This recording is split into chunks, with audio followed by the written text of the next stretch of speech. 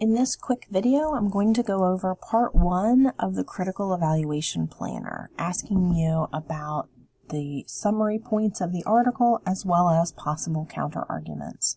So you can download this assignment from the Assignment Details page under Unit 4 Assignment Details. You can download a Word doc of the planner, or you can access it through your shared Google Drive folder. It's in the Unit 4 subfolder, and there is a fillable document that you can type right on. So you can also get information about this in the course announcements and on the course calendar. Depending on the semester, your course calendar or announcements may look slightly different, but the information will also be there.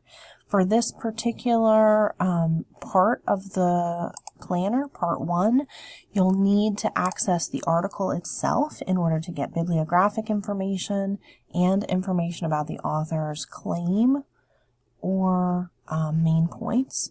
You'll also need to be reviewing in the course information about what is a critical analysis and an overview of argument, as well as the page on what is a counter-argument. You'll need this before you can complete part 1 of the planner. So for part 1, you're going to be using the article information here to just provide bibliographic background. What is the topic of the reading? And then you'll need to identify the author's claim.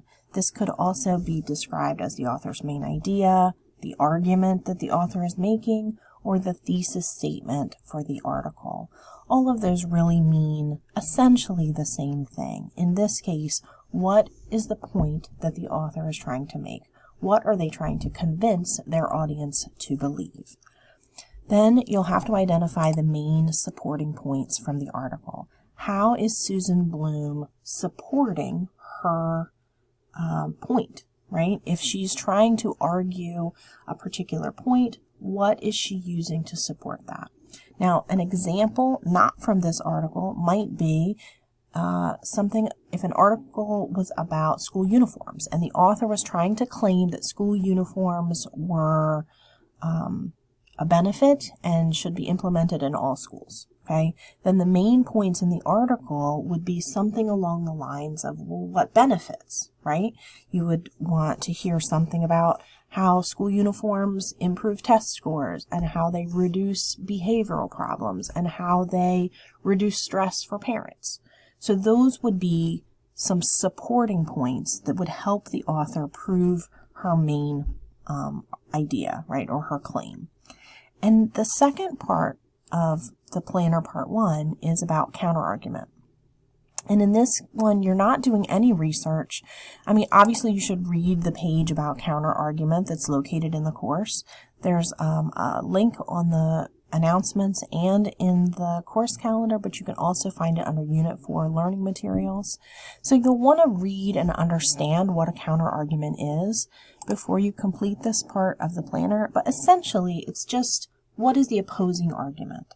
So perhaps someone might say, well, school uniforms don't actually address, test scores. They don't actually have a big impact on behavior. So those would be possible counter-arguments. And I am not asking you to do any research at this stage. Just think about what the counter-arguments might be.